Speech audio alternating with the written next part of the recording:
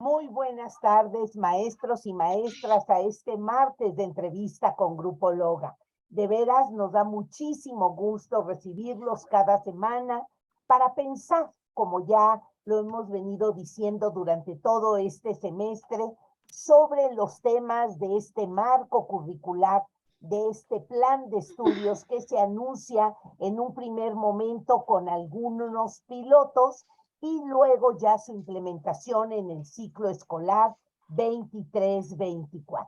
Pues de verdad le reiteramos nuestra más cordial bienvenida y en esta ocasión vamos a tratar el tema de evaluación. Siempre un tema interesante, un tema amplio, un tema controvertido, un tema que a nivel internacional y también en nuestro país ha sido difícil de entender y ha pasado, evolucionado la evaluación desde formas muy cuantitativas hasta esta otra manera que sugiere el plan de estudios, donde tenemos que poner más atención a esta observación, a este seguimiento mucho más cualitativo.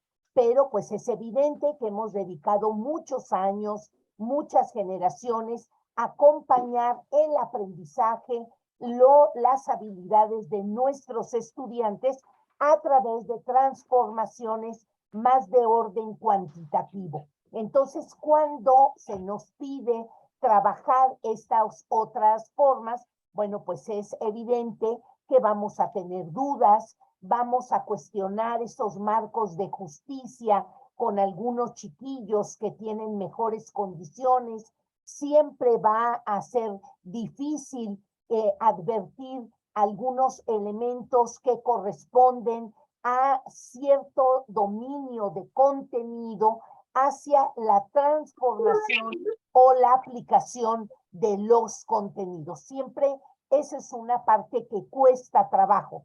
Nosotros sabemos como maestros que tenemos algunos estudiantes que tienen una memoria privilegiada, que son muy capaces de procesar conceptos, de aprender categorías, definiciones, y bueno, pues una evaluación por lo menos que sí evidencie el dominio de esos elementos, bueno, pues sin lugar a dudas, esos chiquillos van a tener una buena calificación numérica.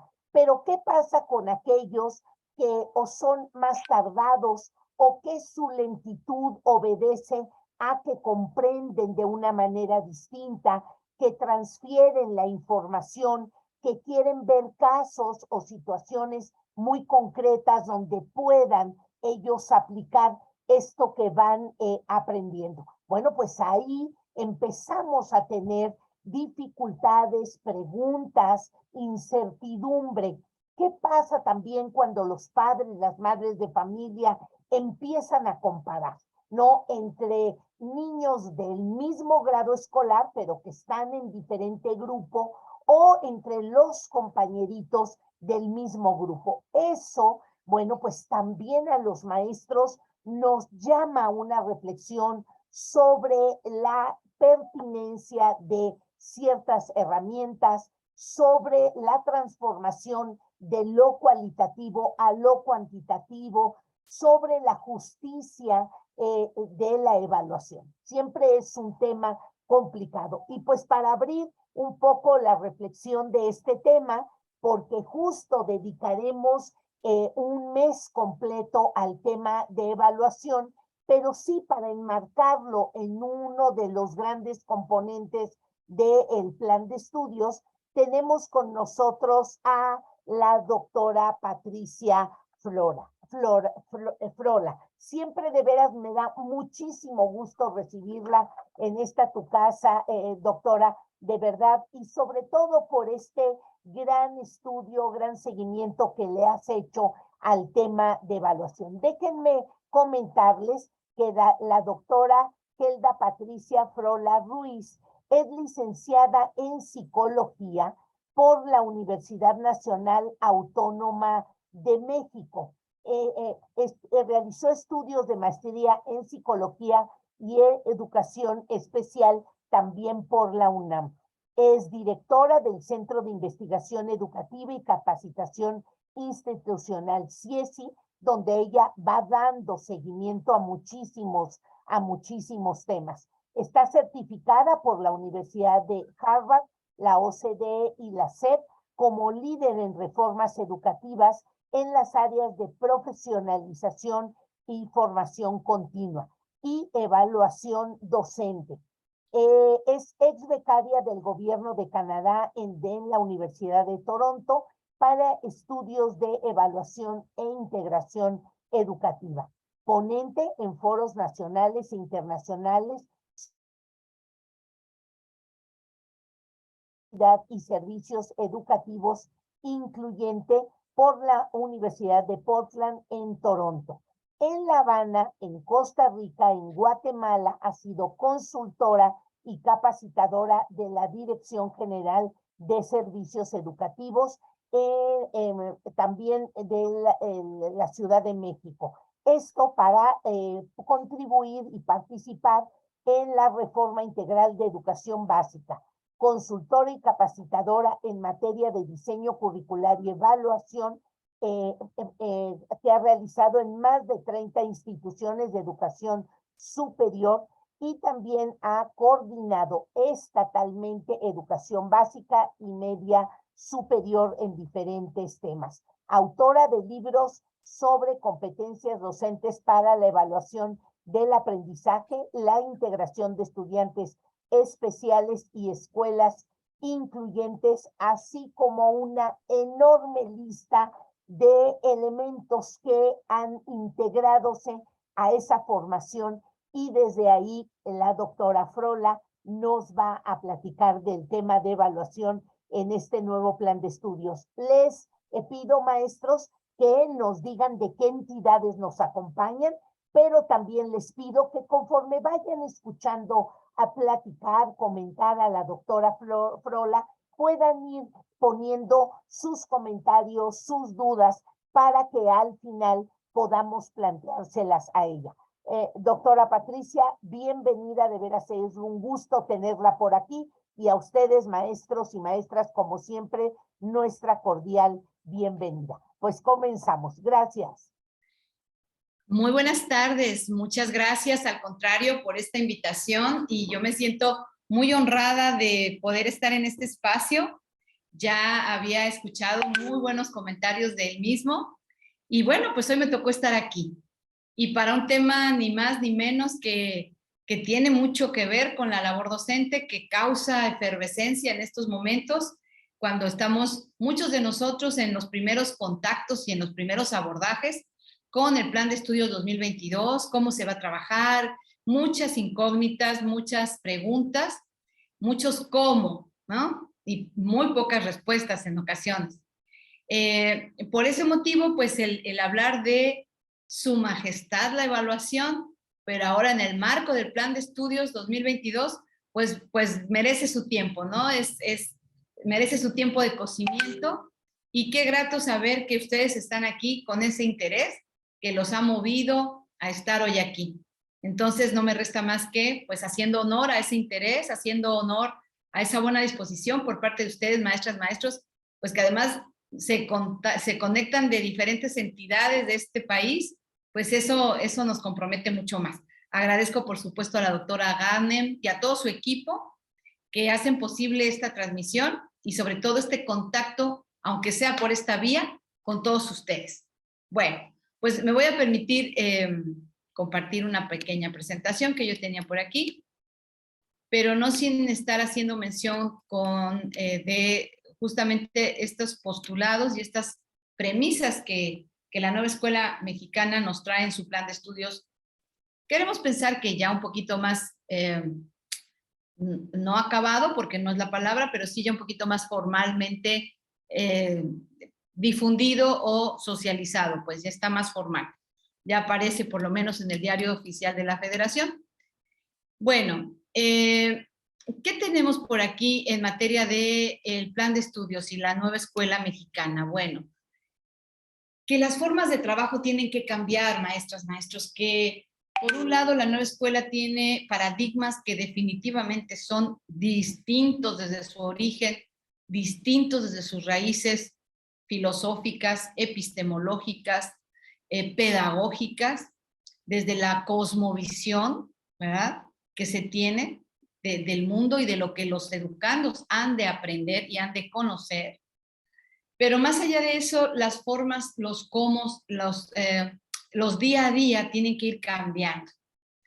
Por esa razón es que yo quisiera, en lugar de empezar con esta parte más temática o más de contenido, a mí me gustaría iniciar con una pequeña exploración, ¿verdad?, muy conceptual, a partir de preguntas exploradoras de saberes previos, ¿sí? Y estas preguntas exploradoras las van a encontrar, o sea, se desarrollan lo que tiene que ver con evaluación en el apartado 6.3 de justo del plan de estudios, ¿no? Por eso le puse ahí 6.3. Entonces, no sé, Patti Ganem, si puedo hacer alguna interacción con los y las maestras, si pueden a ellos abrir su micrófono. Claro, O en el chat, totalmente, doctora Frola, por favor, siéntase en casa y los maestros también, claro que sí. Bueno, pues yo lanzo al aire a manera de inicio, detonadoras, estas preguntas y pues quien quiera tenga bien responderlas, bienvenido, adelante.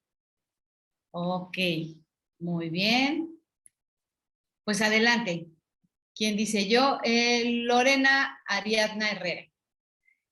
Escoge una pregunta y respóndela a tu gusto. Buenas tardes, ¿sí me escucho? Sí. ¿Sí, sí? Ok, bueno, pues, ¿qué entiendo yo por evaluación formativa?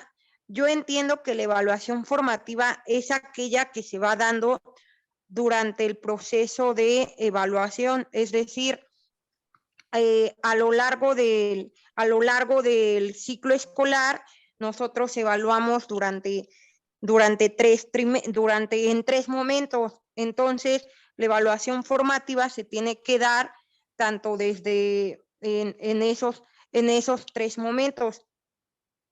Muy bien, muy bien, muy bien. ¿Alguien más que tenga por aquí su pregunta?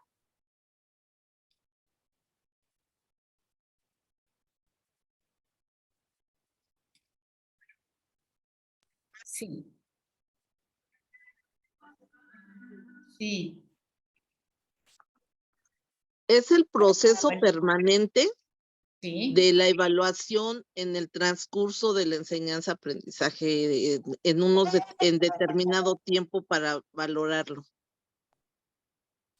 En él se compone la forma en que yo enseño, el método que estoy utilizando para enseñar y la forma sistemática como lo llevo.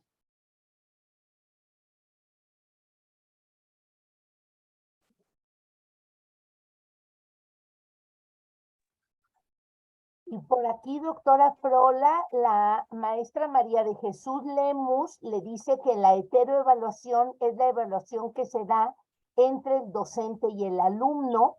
Luego por aquí tenemos alguna otra respuesta. Acá está también, la veo de María de Jesús. Bueno, nos habla de la coevaluación. Entre pares, ok, sí, la percepción propia o la valoración que yo tengo de mi trabajo. Muy bien. Ok, adelante. Buenas tardes, un gusto saludar a dos Patis que tengo el gusto de conocer. Yo manejo, bueno, la heteroevaluación es el ver la evaluación pero por diferentes agentes. En este caso sería por los padres de familia, los mismos alumnos, los docentes y autoridades, ¿no? Para tener una idea y qué podemos mejorar. Totalmente de acuerdo. Pues gracias. Muchas gracias, qué gusto, qué gusto saludarte. Ok, pues estamos haciendo esta exploración de saberes. Nos dice Víctor Pérez, la evaluación con enfoque formativo atiende dos aspectos: indagar, explorar y registrar con indicadores aquellos aspectos del aprendizaje y de aquellos que permiten al docente valorar su propia práctica. Ok, tiene que ver con eso. Pues bueno, vamos a pasar a otra parte, ya después de esta pequeña exploración, me queda claro que aquí hay saberes previos, Me queda claro que aquí hay materia con que complementar esta participación de su servidor. Bueno, ahora bien, desde el enfoque voy a dejar de compartir un poquito para hablar un poquito de la nueva escuela mexicana. La nueva escuela mexicana, la parte metodológica, se deriva de una visión distinta de lo que los niños y las niñas han de aprender. Una visión bastante amplia, bastante flexible. Por eso se le conoce a este plan de estudios como un plan de estudios inacabado. Los programas hablan de un programa sintético. Es como cuando te dan no sé, imaginemos un acordeón que te lo dan comprimido, ¿sí? Te lo dan comprimido, te lo dan sintético o sintetizado, ¿sí? Es lo que te entrega la Secretaría de Educación Pública al entregarte el plan de estudios y los programas. Los programas van a estar hechos acordeón aplastaditos, pero en la medida que tú vas trabajándolo, analizándolo, dándole forma, determinando cómo lo quieres desarrollar, implementar, conociendo a tus alumnos, a tu grupo, a tu escuela, a tu comunidad, ese compacto acordeón se va descomprimiendo a partir de la revisión del dominio que empiezan a tener las maestras y los maestros en los colectivos docentes y analizando las mejores formas y maneras de implementarlo en sus escuelas. Por supuesto, formas únicas, muy sui generis, dependiendo del tipo de escuela y de comunidad educativa a la que están respondiendo. El programa entonces pasa de ser sintético, comprimido, a analítico o extendido. Depende de lo que cada quien le agregue, lo que cada quien le ponga de su cosecha, vamos a llamarlo así. Entonces yo te entrego el compacto, te lo entrego así, hecho acordeón, aplastadito, pero tú a través del diálogo, del trabajo cotidiano, del conocimiento que tienes de la comunidad, del conocimiento que tienes de los alumnos y las alumnas, le vas dando forma de manera muy analítica, muy aterrizada. De tal suerte, pues la evaluación no podría ser una excepción a esto. Los procesos de evaluación tendrían que ir acorde a todo esto. Y entonces, yo te puedo decir, yo te propongo formas básicas, metodológicamente esenciales, ¿no? De evaluación, pero al final del día, tú y tu colectivo le van dando el toque final a esas herramientas, instrumentos que se hagan necesarios, ¿sí? Ese es como el planteamiento en lo general, sin favorecer un tipo de instrumentos de evaluación por encima de otros. Por supuesto, cuando tú leas el documento del plan de estudios, vas a observar que por muchos años, pero digo muchos años, se han privilegiado unas formas de evaluación por encima de otras. A eso se le llama hegemonía de los instrumentos de evaluación. Por excelencia, hay instrumentos, y voy a mencionar la palabra examen. ¡Ay, qué miedo, nanita! ¿Sí? Los exámenes, ¿por qué les tenemos miedo?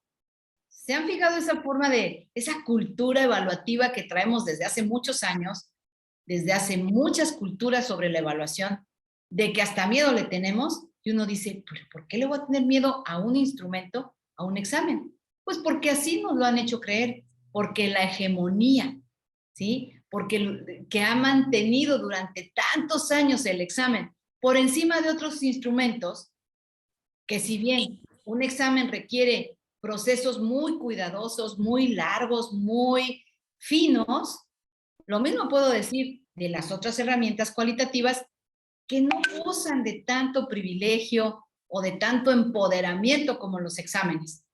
¿Me van siguiendo en esa charla? Entonces, en este enfoque de dejar de colonizar, dejar de hacer hegemónico o privilegiado unas formas de evaluar el aprendizaje por encima de otras, casi aplastando a otras. ¿Se acuerdan cuando ustedes decían, No, hombre, es que estos chiquillos puede que no vengan todo el año, se presentan al examen, lo pasan y ya pasaron el año, ¿se acuerdan? Formas inequitativas, formas de alguna manera injustas. Un instrumento cuantitativo, en este caso el examen, hegemónicamente viene colonizando y aplastando a los otros que pudieran ser tal vez no tan finos, pero igual de importantes, porque el diario del chiquillo, el diario de la escuela, el diario de la maestra, sobre lo que hacen el día a día las y los alumnos, pues también es muy valioso para el aprendizaje. ¿Quién te dice que en el examen copió y realmente la evidencia de su aprendizaje se queda en la narrativa que tú hiciste o se queda en esa rúbrica que tú diseñaste y que es cualitativa? A lo que voy, maestras, maestros, es que se está planteando en el nuevo plan de estudios que no haya o que no exista esa hegemonía y que se vayan reivindicando las diferentes formas de evaluar a las niñas y los niños. Que no se privilegien unos por encima de otros. Que si yo aprendo a hacer exámenes de opción múltiple, que son por excelencia instrumentos cuantitativos y que tienen una utilidad, porque eso no lo podemos negar. No se trata de negar a unos y resaltar a otros, sino de que ambos cohabiten y que metodológicamente nos den una apreciación holística, una apreciación global, lo más certera posible de los aprendizajes de las niñas y los niños.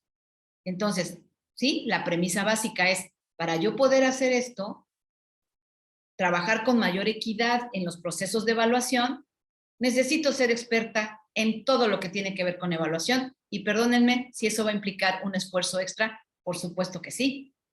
Porque esto se trata de yo, docente, aprender a tomar las mejores decisiones en función del aprendizaje de las y los niños. Pero maestras, maestros, si yo no domino todo el abanico de alternativas de evaluación, pues como que ¿en qué ayudo?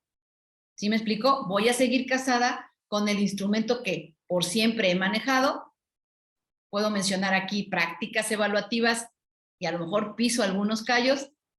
Pues yo compro los exámenes en una editorial, yo compro los exámenes en una papelería y a ese le doy mucho más peso a la hora de, por ejemplo, acreditar o a la hora incluso de certificar, ¿no?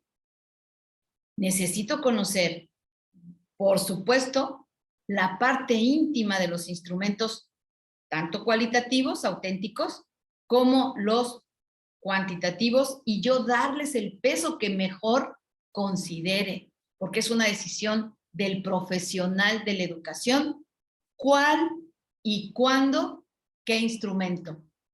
No se van a eliminar unos contra otros, no se van a estar peleando, porque el dominio de instrumentos cuanti sirven para algo y el dominio de herramientas quali sirve para algo, ¿sí? Yo necesito el mapa completo del aprendizaje de los chiquillos.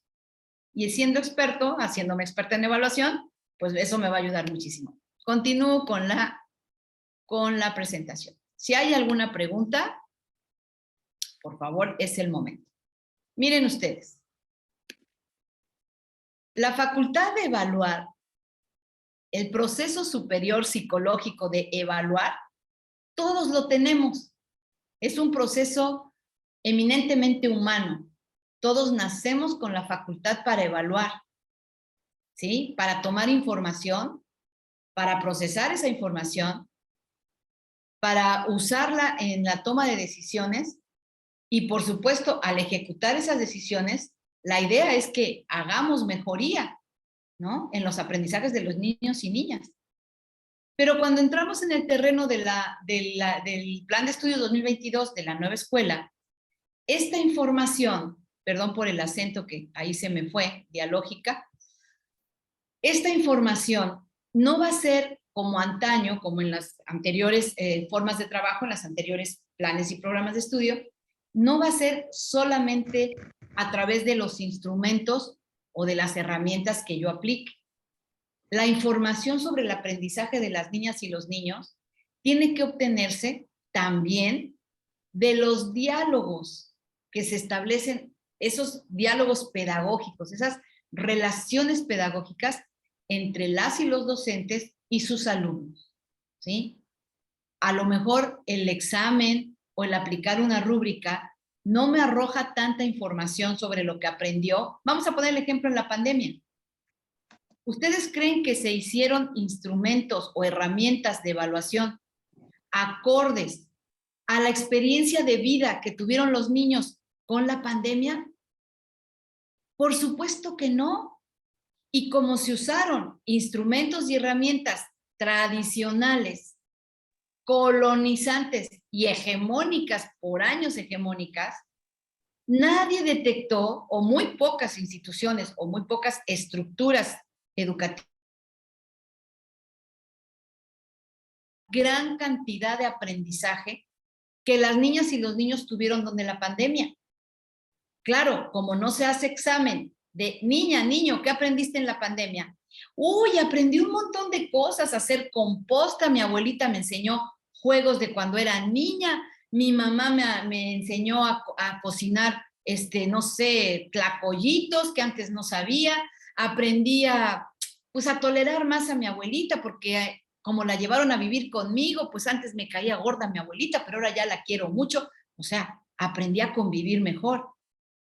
Todo eso se aprendió, los niños aprendieron, pero al no tener los instrumentos de evaluación conducentes, porque los instrumentos son los tradicionales, el examen de CISAT, la evaluación diagnóstica de toda la vida, decir, por Dios, pero si acabamos de ser sobrevivientes de una hecatombe planetaria, de una pandemia que casi nos deja la mitad de la población humana viva, y que no hayamos tenido la sensibilidad, la humildad de decir, el que salgan mal en conocimientos curriculares tradicionales, no puede ser el fundamento de decir, están reprobados, están rezagados. Necesito evaluar a través de otras formas diferentes, dialogar con ellos, entrevistarlos a ellos. ¿Qué te parece que aprendiste en estos 2 años de pandemia, niño, niña? Aprendí muchas cosas. Oigan, preescolares interpretando gráficas. Y escuchabas a los preescolares diciendo, mira, mami, la rayita roja ya va para abajo. Ay, mami, es que hay menos muertos con la pandemia. Mira, mami, ya está la gráfica roja para arriba. Ah, es que, mira, esto quiere decir, mamá, que hay camas disponibles en los hospitales. ¿Tú puedes decir que no aprendieron y que quedaron rezagados? Pues, ¿con qué instrumento evaluaste que te arrojó eso? Sí, la respuesta la sabemos. Instrumentos tradicionales que en el marco de la nueva escuela mexicana se le llaman hegemónicos, los que han sido dominantes, formales, tradicionales, pero que no permitieron, por ejemplo, en este ejemplo que les pongo, no permitieron valorar, apreciar más que los aprendizajes esperados de plan y programas de estudio vigentes. Pero no hubo ninguno que evaluara y resaltara, valorara, estimara los saberes, los conocimientos, los aprendizajes inesperados. Porque hubo más inesperados que esperados. ¿Cierto o no? Bueno, pues entonces, en este marco de una filosofía diferente, más humanística, de una epistemología más de los oprimidos que hoy quieren ser escuchados, de los oprimidos e invisibilizados que hoy quieren ser vistos, es en ese marco que la evaluación se hace un abanico de opciones metodológicas. ¿Sí?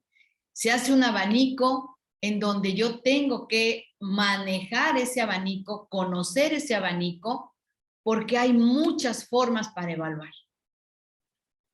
En este marco, aquí los tengo, evaluar no solamente conocimientos retenidos, sino cómo van progresando en el aprendizaje, cómo van aprendiendo en forma de espirales. Se le llaman bucles, ¿no? Como esos en nuestros tiempos se llamaban caireles, yo me acuerdo muy bien. Esas progresiones de aprendizaje que nunca se detienen. ¿Y por qué no se detienen? Cuando dice un maestro o una maestra, ay, pues tengo 4 alumnas que no aprenden nada. Pero ¿cómo te atreves a decir algo así? ¿Saben quién no aprende? Los que ya están muertos. Son los únicos que no aprenden. Porque mientras alguien esté vivo, mientras sea un ser vivo, estamos en la posibilidad de aprender. ¿Sí? Entonces, si yo les llego a preguntar ahorita, a manera de una lluvia de ideas para pasar a esto, que me digan ustedes algo que sea necesario para aprender. ¿Qué se necesita para que alguien aprenda? Lluvia de ideas, manitas arriba, hacemos esta primera reflexión. ¿Qué se necesita para que alguien aprenda? Porque lo que se evalúa son aprendizajes, ¿no? Entonces, ¿qué se necesita para aprender? Luego, entonces, ¿con qué voy a evaluar? Y tener evidencia que eso sí sucedió. A ver, lluvia de ideas. Levanten sus manitas, escriban en el chat. ¿Qué se necesita para aprender? 2 puntos. ¿Qué responden? Vamos a ver el chat. Interés, dice Michelle. La necesidad, dice Isela. Experiencia, dice María Magdalena. Una oportunidad, dice Patri González. Disposición, dice Omar. Aptitudes. Curiosidad, dice Carolina. El alumno, Víctor, muy buena frase, dice, el alumno aprende con, sin o a pesar del maestro. Sí, nos llevamos esas grandes sorpresas, claro, claro, Víctor. Claudia del Ángel nos dice, se necesita actitud, pero no sé si actitud del docente o actitud del aprendiente, ¿no? CP, ok, les compartimos también la... Okay. Muy bien. Varios mensajes, se necesita experiencia. Asombro, no medir. Bueno, también el no medir, y si lo aprendió de veras, si lo aprendió de veras, no sé cómo te llamas, GAP, solo veo tus siglas, si de verdad lo aprendió, se le va a quedar para el resto de su vida. Y si yo ya aprendí algo para el resto de mi vida y lo aprendí bien, ¿qué me importa que me lo midan? ¿Qué me importa que me lo estimen? Si ya lo aprendí, lo valioso es haberlo aprendido, ¿no? Entonces, el medir, ok, para aprender se necesita del error, ganas de salir adelante, curiosidad, atención, en pocas palabras, estar vivo, Omar, sí, justamente. Tener todos los sentidos abiertos, los canales de percepción. Oigan, ¿y será que uno que no tiene todos los sentidos, una niña, por ejemplo, ciega o invidente, no aprende? ¿Cómo? Para aprender se necesita, dice, situaciones problemáticas. Ah, ok, eso me encanta. ¿Sin problema no hay aprendizaje? Buen cuestionamiento, María Gabriela. Que sea significativo. Juego didáctico. Querer aprender es lo necesario. Retos, se necesitan retos para aprender retos. Bueno, muchísimas opiniones que son ciertas, totalmente aceptadas y aceptables. Sin error no hay aprendizaje, dice José Manuel Toriz, claro. Bueno, tienen toda la razón, se necesita todo esto que mencionan, pero lo más importante, solo necesitas estar vivo, respirar, respiro, coma, luego aprendo, ¿sí? Es lo que necesito.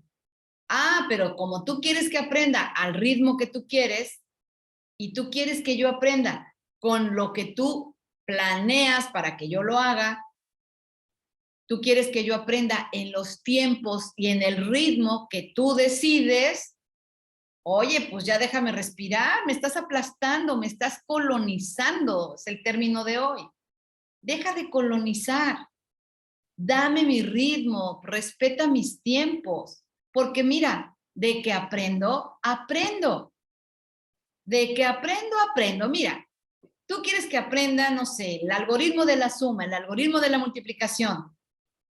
Eso es tan sencillo. Si aprenden cosas más complejas, aprenden a echar novio, aprenden a emborracharse, aprenden a irse de pinta, que esas son cosas más complejas, pues ¿cómo no van a aprender esto? Y si no lo aprenden en el momento, definitivamente cuestiónate si eso es de su interés. Porque maestras, maestros, yo tengo 50 y años y sigo preguntándome, ¿para qué me aprendí de memoria la raíz cúbica? Me sigo preguntando, ¿para qué me iba a servir? Y me la zamparon así. Apréndetela. No preguntes por qué, tú apréndete. Entonces, cuestionemos todo esto. La evaluación es un proceso permanente. Debe ser un proceso abierto a las señales, abierto a en qué momento tú te das cuenta que alguien ya aprendió. Antes de hacer una evaluación formal, antes de aplicar el examen trimestral, tú te tuviste que haber dado cuenta de que esto ya lo aprendió por su gran sonrisa, a lo mejor por las chispas que le salen por los ojos a los aprendientes. Cuando te dicen, ah, maestra, era esto. Sí, mijita, era esto. ¡Ah, ya entendí! Y tú dices, aleluya. Eso pasa antes de un instrumento de evaluación. Eso pasa cuando estás pendiente, cuando estás en un diálogo abierto, permanente, cercano, sensible, cuando tienes el radar puesto. Porque si no tienes puesto el radar y solo dices, hasta que me entreguen la tarea califico, hasta que se haga la evaluación califico y sabré si aprendieron o no. No te esperes tanto. Eso se ve inmediatamente cuando, dicen los de mi generación, cuando les cae el 20 se nota, ¿no? Los más jóvenes dirán, ¿qué es eso de cuando les cae el 20? Pero sí, se nota, el aprendizaje se detecta cuando tienes la sensibilidad para detectarlo. Y lo debes reportar, lo debes registrar por lo menos. Si se hizo un aprendizaje significativo, permanente, a fondo, mira, en el instrumento que tú quieras, el que elijas, puede ser un examen de opción múltiple de reactivos, tipo Canevá, tipo selección de elementos, así de complejo, se va a notar que aprendió. O si solo prefieres una pequeña narrativa en el diario del alumno, mostró una alegría cuando entendió el proceso de la multiplicación y lo utilizó durante un juego que se llamó La Tiendita. Cuando tú puedes escribir esa frase en su cuaderno o en un diario, no es aquel instrumento tan elaborado como el examen, tienes la evidencia que hubo un aprendizaje. Si fue profundo, bien cimentado, fue significativo y sobre todo transferible a otras situaciones del niño y de la niña, mis respetos, me quito el sombrero frente a ti, porque si eso lograste, mira, el instrumento es lo de menos. El instrumento va a detectar que eso sí pasó. ¿Sí? Preocupémonos cuando no se logra ese aprendizaje y lo que menos queremos son herramientas o instrumentos que digan que no se logró. ¿Sí? Entonces, eso es una parte sensible del docente. El aprendizaje se nota, se mira cuando estás cerca de ellos. ¿Sí? Ahora bien, ¿qué se evalúa en este Plan de Estudios 2022? El progreso en espiral permanente de estos aprendizajes. Se evalúan actitudes, procedimientos que ellos utilizan, conocimientos y también saberes que desde su comunidad traen. No crean que son una tabula rasa. La teoría de la tabula rasa no existe. Nadie somos una tabula rasa, aunque a veces pareciera, ¿verdad? Cuando vemos a los chiquillos, ay, Dios mío, estoy en secundaria dando la clase y digo, este muchacho creo que de preescolar brincó a la secundaria. No, nadie es una tabula rasa. que no ha tenido las experiencias o las oportunidades de mostrar sus saberes, eso es otra cosa. Todos tenemos algo que compartir y eso se llaman saberes. Bueno, estas progresiones de aprendizaje, como no se detienen, como el aprendizaje nunca se detiene, maestras, maestros, lo que se pretende es hacer ciertos cortes. Haz un corte y verifica qué es lo que maneja, qué es lo que realiza, qué es lo que se está quedando con qué se está apropiando de aquello que dice el plan de estudios, de aquello que dicen los programas, que si bien aún no salen, pero esa es la idea. Estas movilizaciones que dan respuesta a necesidades.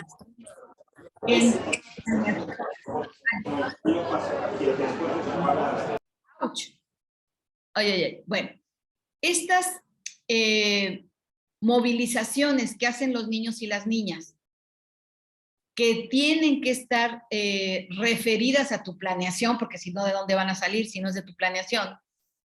Que hoy se pide que tu planeación vaya sobre proyectos comunitarios, proyectos comunales, también se le llaman. Entonces, a través de tu planeación o del diseño de proyectos, que en metodología, el trabajar por proyectos es trabajar por estrategias didácticas de niveles operativos 2 y niveles operativos 3, 2 y 3, que son los niveles de mayor operatividad, de mayor movilización, es decir, más complejos, pues, ¿no? En el grupo de estrategias didácticas. Entonces, ¿dónde se puede evaluar? Pues cuando estás observando cómo se desarrollan, cómo se desempeñan. Y esto es lo que está indicando la nueva escuela mexicana, es a través de una metodología llamada trabajar por proyectos. Un proyecto te permite ver movilizaciones, ver qué traen de su casa, ponen sobre la mesa su propio mapa de la realidad, lo confrontan con el mapa de la realidad con otros o de otros y deciden ellos con qué partes del vecino se quedan. Me gustó lo que tú estás diciendo, me lo apropio. Del otro compañerito que está en el equipo, no me gustó lo que estás diciendo, no me lo apropio. Pero no soy yo la ogra que dice, van a escribir este resumen y van a dibujar estas figuras y van a hacer lo que estoy diciéndoles. No, de todos modos ellos están aprendiendo. Déjalos decidir, ¿no? ¿Cómo quieren hacer ese proyecto? Escucha. Todos tienen cosas que aportar, ¿sí? A lo mejor tú quieres hacer un proyecto sobre, no sé, algunas cuestiones de ciencias y los chiquillos no traen algo científico, entrecomillado lo de científico, y traen cosas que sus ancestros, sus vecinos del pueblo les han enseñado. Bueno, pues dales apertura para que el proyecto incluya esos saberes tradicionales, locales, de los ancestros de ese niño, ¿sí? Dale cabida. Y esto se ve a través de los proyectos, ¿sí? Proyectos comunitarios. Entendiendo que comunitarios, muchos maestros me han preguntado, oye, pero es que proyectos comunitarios hay que hacer gestión con las autoridades del municipio, de la plaza pública. A ver, vamos a ir por partes. Esto tiene que ser paulatino. Son paradigmas, pues si no nuevos, sí novedosos para muchos de nosotros. La primera comunidad, cuando hablamos de proyectos comunitarios, la primera línea de comunidad se llama aula. ¿Se acuerdan que muchas veces hemos escuchado que el aula es ese microcosmos donde se reproducen los fenómenos, las relaciones, lo que sucede allá afuera, en la comunidad? En el salón de clases se reproduce, es un microcosmos. Esa es tu primera comunidad a la mano. Si sales tantito al patio, allá hay otra comunidad, al patio escolar, y se llama comunidad escolar, precisamente. Ahí te encuentras a padres de familia, otros docentes, autoridades, niños, niñas revueltos. Esa es otra comunidad muy a la mano. Paulatinamente seguimos trabajando, evaluando, observando cómo ellos se van apropiando y aprendiendo. Podemos pasar a la comunidad circundante, y ese es un tercer nivel comunitario. Entonces, donde tú decidas instalar el proyecto, va a estar bien. A lo mejor en un primer momento haces un proyecto pequeñito, hagamos una obra de teatro en el aula, y entonces tendrás que diseñar las formas para evaluar, para ver si al final del día, con ese proyecto llamado obra teatral, se logran aprendizajes. ¿Y cuáles? Los esperados y seguramente también los inesperados. Ok. Por ejemplo, un friso colaborativo en los muros del barrio. Eso es ya cuando puedes hacer algo traspasando la puerta de la escuela. Una dramatización de dilemas locales, ¿no? Dilemas locales que solo atañen a esa comunidad, al barrio, a los que están cerca. Un libro artesanal de herbolaria de las abuelas y abuelos de la comunidad. Son proyectos. ¿Sí me explico? En un diferente nivel comunitario. Primero el aula, la escuela en su conjunto, y luego la comunidad que circunda la escuela. Bueno, pero quiero ser ya más explícita con la evaluación. Obviamente estamos hablando de evaluación cualitativa, auténtica, también se le llama in situ, porque no voy a evaluar a través de un examen, no en este momento, pero acuérdense que por normatividad todavía se hace un examen sumativo cada 3 meses, y eso es por normatividad, hay que saber hacerlo de todas maneras. Pero me regreso a evaluar estas progresiones de aprendizaje con herramientas cualitativas. Unas pueden ser más formales que otras, perdón. Ya me fui muy bien. Acá está, perdón. ¿Sí? Estas herramientas de calificación cualitativas, auténticas, in situ, ¿sí? También se le conocen. Unas pueden ser formales y otras pueden ser menos formales o les podemos llamar informales. ¿Cuál es la diferencia, maestros, maestros? Bueno, las formales tienen un referente, van referidos a criterios, tienen ciertos parámetros de calidad. Y entonces ahí puedo mencionarles una lista de verificación que tiene un referente. Si lo muestra, no lo muestre. Una escala estimativa que tiene un referente. A lo mejor el referente es quien lo hace regular, bien, muy bien o excelente. Y debemos explicar a qué se refiere cuando lo hace bien, a qué se refiere cuando lo hace muy bien y a qué se refiere cuando le das el apelativo de excelente. Se tienen que tomar acuerdos. ¿Qué estamos entendiendo por cada referente o por cada criterio? Eso es formalización. Eso es formal. Oye, si le pongo regular es porque lo hizo ¿cómo? Pues regular. Bueno, pero para mí regular es una cosa, para ti es otra cosa regular. Justo, entonces vamos a afinar el referente, vamos a afinar el criterio para todos estar en la misma sintonía. Eso le da formalidad a tu herramienta. No te puedes ir mandándote tú solo. Hay referentes. Pero hay otros más tuyos, más propios, más íntimos con tus niños y niñas, con tus alumnos, que se le conocen como registros. Simplemente registra. Registra algo sobresaliente de ese día de trabajo. Esa chispa famosa cuando dicen, ya aprendí, ya me cayó el 20, maestra. Bueno, no, estas generaciones no dicen eso. Ya me cayó el 20. Maestra, ya agarré la onda, ya. No, tampoco agarré la onda, no es de esta generación. Bueno, lo que acostumbran decir cuando notan que ya entendieron y se apropiaron de lo que tú tratabas que se apropiaran, ¿no? Igual y dicen, ay, güey, ya entendí, pero bueno. Ok. Estos registros no tienen un referente, son más informales, son más íntimos, es como anotar en el cuaderno de ellos o en tu diario o en tu libreta de notas. No, pues hoy Donovan me pudo explicar con detalle el pasaje histórico, no sé, de la decena trágica. ¡Wow! Lo registro. No hay un referente, porque ahí no vas a ver. me dio la explicación de la decena trágica, pero ahí no necesitas en un nivel excelente, en un nivel regular, no, simplemente te dio esa explicación y para ti es algo relevante. Ahí es informal, no tiene referencia. Lo que vale ahí es tu narrativa, lo anecdótico, pues, del suceso. Pero tan valioso es eso como que lo viste tan claro el chiquillo que te lo explicó, casi te lo está actuando la decena trágica, que tú puedes decir, no, hombre, pues si así lo tiene de claro este muchacho, que venga el examen trimestral, que venga la rúbrica. Y yo nomás cuido que, pues que así pase, ¿verdad? ¿Ok? ¿Sí notan eso? El registro no es tan formal. Las herramientas cualitativas son más formales porque tienen referentes, tienen criterios de exigencia.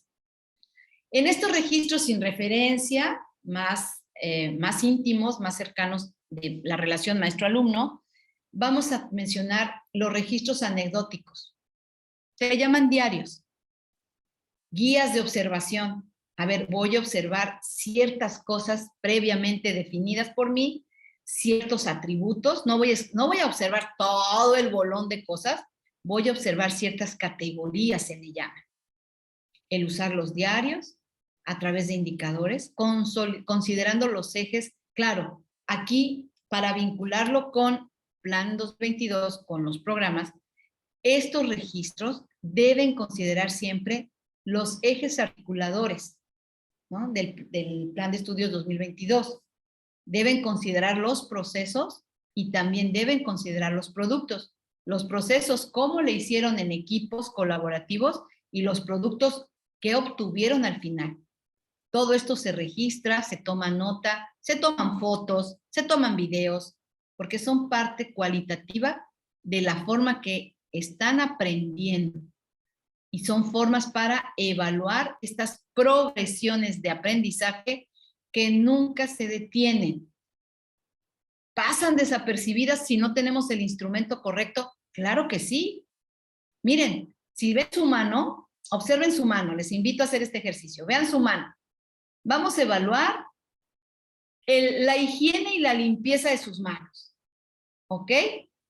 Pero si yo no tengo la herramienta correcta, pues yo puedo pasar por mano limpia a la que está bien llena de bacterias. ¿Están de acuerdo? Porque no tengo el instrumento correcto. Entonces yo puedo hacer pasar a niños, voy a entrecomillar mi mala expresión, puedo hacer pasar a algunos niños como burros, y pido disculpas por mi mala expresión, cuando no lo son. ¿Sí? Entonces, esto es un asunto de metodología de la evaluación muchas veces, no de las características del niño. Dime cómo evaluaste, dime con qué evaluaste y te diré los resultados de esos niños en términos de su aprendizaje. Si equivocas el instrumento, si equivocas la herramienta, pues es muy probable que el niño pase por lo que no está mostrando. ¿Sí? Ok, pues no sé si hasta aquí alguna pregunta, sino para pasar a los ejercicios evaluativos. Ha habido mucha polémica en la nueva escuela mexicana, estos debates incluso tienen nombre y apellido con el maestro Marx Arriaga, en el sentido de desdeñar los instrumentos estandarizados, las pruebas objetivas. Pero aquí quiero ser muy clara. No hay necesidad de debates encarnizados como los que me ha tocado estar ahí. Me han tocado. Se dice que desdeñan o hay un desprecio por los instrumentos estandarizados. Pero son necesarios y son útiles, dependiendo si tú sabes y conoces el propósito para lo que los quieres. ¿Sí? Las herramientas cualitativas también sirven, me voy a parecer al doctor Hugo López-Gatell, las herramientas cualitativas sirven para lo que sirven y no sirven para lo que no sirven. Absurdo, pero tiene algo de verdad. Con herramientas cualitativas, por ejemplo, no puedes evaluar o estimar conocimientos retenidos después de una intervención. ¿Por qué? Porque las rúbricas, las escalas estimativas y las listas de cotejo se aplican in situ, es decir, en el momento que está pasando la acción. Entonces, cuando tú dices, al final, ¿con qué se quedaron? ¿Qué conocimientos ya hicieron suyos? Son significativos y lo más importante, ¿son transferibles a nuevas situaciones, niños? Pues la rúbrica jamás me lo va a decir, porque la rúbrica se aplicó en el momento que ellos estaban haciendo su debate o su escenificación. Necesito algo después para decir, oigan, y de todo lo que hemos hecho todo este trimestre, mis queridos cabecitas de teflón, ¿con qué se quedaron? Pues una rúbrica no me va, el diario no me va a permitir hacer eso, pero yo sí necesito saber para empezar a intervenir si es que no llevan o no retuvieron lo que se pretendía que retuvieran. Si se va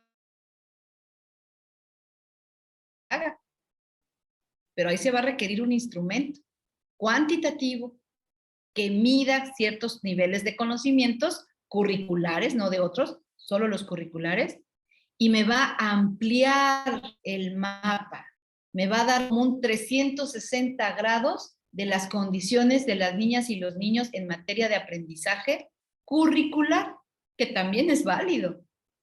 Entonces, no uno va a desplazar o no uno va a colonizar, a ser hegemónico y aplastar al otro. Los dos cohabitan y los dos coexisten. ¿Cuál es la diferencia? El que yo, maestra, sepa cuándo va uno y cuándo va otro. Y esa expertise, esa pericia docente, ese colmillo, lo tengo que desarrollar yo para no enojarme.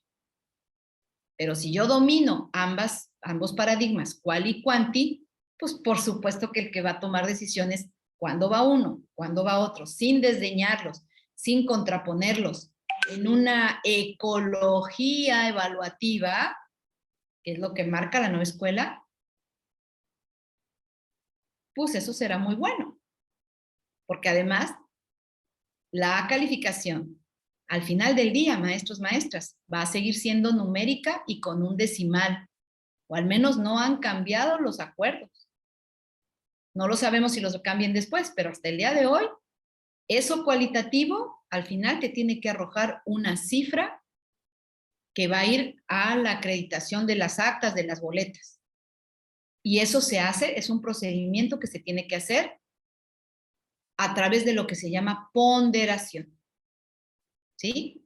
Entonces, tenemos que aprender de las dos cosas, a menos que de pronto salga un decreto y diga, no se hará cuantitativo con un decimal, sino definitivamente puras letras o puros niveles cualitativos. Mientras eso no pase, necesitamos de ambas. Ok, pues me parece que hay alguna actividad en los chats. ¿Preguntas? No sé si hay preguntas. Sí, Pati, mira, yo quisiera comentarte que tenemos 20 entidades representadas. Fíjate ¡Guau! que tenemos a Ciudad de México, a Michoacán, a Tabasco, Nuevo León, San Luis Potosí, Guerrero, Colima, Puebla, Veracruz, está también Hidalgo, Guanajuato, Baja California, Querétaro, Quintana Roo, Morelos, Chiapas, Oaxaca, Estado de México, Sinaloa y Coahuila, por lo menos los que se plantearon. Y qué maravilloso, Pati, esto que nos vas ya comentando, y que Pati es también nuestra invitada para el mes de noviembre, donde dedicaremos todo ese mes al tema de evaluación, que pudiéramos los maestros dejar en nuestros estudiantes una sensación de espejo, que creo que es lo que Pati nos ha estado planteando permanentemente, que los estudiantes no le tengan miedo a la evaluación, pero tampoco desdeñen la evaluación, porque tenemos estas dos posiciones, chicos que no creen en la evaluación, que saben, como decía Pati, que pues llegan el día del examen y si se sacan 10, imagínense que ustedes van a ponderar otras cosas y por el promedio le van a poner 8. Realmente vamos a tener un problema con los padres de familia. Entonces, el tratar de buscar todas estas líneas de equilibrio me parece que es importante. Pati, nos piden tus datos para contactarte, ¿sí? Para ir cerrando. Por ahí algunos maestros nos dicen que cómo te pueden contactar. Por favor, si en el chat les pones algún correo, algún WhatsApp para que ellos puedan contactarte. Y si quisiéramos terminar, hay muchas felicitaciones, reconocimientos, agradecimientos. Maestros, estamos de veras para ayudar y servirles. Y tenemos una pregunta, Pati, con la que me gustaría que pudieras tú despedirte. Gracias por sus comentarios, maestros, de verdad. Chavira. Pati. Perdón. Pone Chavira. Sí, Ambas muy Patricias. lindos Amo a comentarios. estas mujeres, Muy qué lindos bella. comentarios de los maestros. Ahí están mis datos. Por aquí el maestro, permíteme, déjame localizarlo, tenía, ya tengo aquí. Dice, ¿cuál o cuáles serían algunas herramientas o instrumentos que pudiera recomendar para poder evaluar el servicio educativo desde la, perdón, se me fue un poquito la pregunta, desde la perspectiva, dice aquí el maestro, de los aprendizajes o desde estos proyectos comunitarios. No sé si quisieras en tus ejercicios, Pati, incluir Sí. algún comentario para con esta respuesta cerrar nuestra sesión de hoy. Ah, bueno, claro, mira, vas a evaluar el servicio, no estás evaluando, cambiaste de objeto de evaluación, respondiendo a esa pregunta, cambiaste de objeto de evaluación, tu objeto ya no es el aprendizaje de los chicos y chicas, ahora cambiaste de objeto a evaluar, ahora es la calidad del servicio que se ofrece, pero la herramienta, si la sabes manejar, pues te sirve también. La escala estimativa, por ejemplo, es una matriz de doble entrada, la están viendo al frente, ¿verdad? En el eje horizontal van indicadores, pero tus indicadores tendrían que cambiar. Por ejemplo, ¿estás satisfecho con la calidad de los materiales que usamos en la enseñanza con sus niños? Si es que van a evaluar el nivel de satisfacción de los padres de familia, por ejemplo. Entonces aquí ponen otro que diga, usted observa que el niño se entusiasma con el tipo de actividades didácticas de su profesor o profesora, y entonces los padres van marcando regular, bien, muy bien o excelente. Esa podría ser una herramienta cualitativa que no es abierta, porque si es abierta te ponen un montón de discurso, rollo, que luego no sabes qué hacer con él. Entonces, algo que regule la respuesta, pero que no se pierda la idea de evaluar la calidad del servicio, pues te regula tantito, te matiza regular, bien, muy bien, excelente. Por ejemplo, ¿está usted satisfecho con la utilidad que le damos a los libros de texto gratuito? Y que el padre conteste regular, bien, muy bien, excelente. Esa es una herramienta que te puede servir para evaluar lo que me estás comentando. A manera de ejemplo te la pongo. Espero haber dado respuesta. Y cerrar con algunas de tus ejercicios para que los maestros los vean. Bueno, sí, claro. Ok. Ejercicios. A ver. Uno de los ejercicios sería el diseño de las herramientas. Aquí está. Cómo elaborar una rúbrica, cómo elaborar una escala estimativa o cómo elaborar una lista de cotejo. Pero al mismo tiempo, darles un uso formativo. ¿Cómo se le va a dar el uso formativo? Bueno, cuando el docente decida que el error que arrojen esas herramientas no va a ser motivo de castigo o de taches con crayola roja o de abejita de no trabaja. No. el error que se detecta en los alumnos es la fuente de retroalimentación para alcanzar el aprendizaje. Y ese uso formativo, ese uso que no es de descalificación ni de punitivo, es justo lo que se le llama el uso formativo de las herramientas de evaluación. ¿Cuándo sucede esto? Cuando una herramienta, un registro, una escala estimativa, un examen incluso, ¿cuándo se vuelve formativo para los niños y niñas? Cuando tú lo decides, maestra, maestro. Si tú no lo decides, simplemente será un examen más de que los que pasan y los que reprueban. Pero darle el uso formativo es, de los errores que tuvimos, vamos a recomponer, a repasar, me voy a quedar más tiempo con ustedes para que se resuelva, lo aprendan, lo hagan suyo y sigamos adelante. ¿Sí? Pues con esto espero haber terminado, ¿no? Pues, doctora Pati Frola, amiga de la casa, amiga de los maestros, de veras, iniciales que nos permiten ir pensando, nos permiten ir preparándonos e incluso, como yo lo he comentado con los maestros, no tenemos que esperarnos al ciclo escolar 23-24, con lo que van ustedes escuchando, con las combinaciones que van haciendo, pueden irse adelantando a esta nueva visión de centrarnos en el aprendizaje del chico, hacer que él viva esta experiencia de recuperar su aprendizaje, sistematizarlo en la escuela, que se atreva a probar cuánto lo domina, cuánto ha crecido. Esa es la labor de la educación. Pues maestros y maestras, como siempre, nos ponemos en formato galería para conocernos. Por aquí los maestros tienen aplausos y saludos, Pati. Muchísimas gracias. ¡Qué lindo! Gracias a todos los maestros que hoy estuvieron con nosotros. Qué bueno que pudieron recuperar la liga, porque ya les decía yo en el chat que hubo por ahí algún pequeño problema. Nos vemos en el próximo martes de entrevista, donde abordaremos el papel de las y los maestros en este nuevo plan de estudios. Gracias, maestros. Cuídense mucho. Hasta luego. Gracias a ustedes. Nos vemos pronto. Un abrazo. Pati Canem, nos vemos mañana. Y nosotros nos vemos Te toca estar con nosotros. Que seguimos con el tema de evaluación. Un abrazo Así es. fuerte. Gracias. Hasta luego.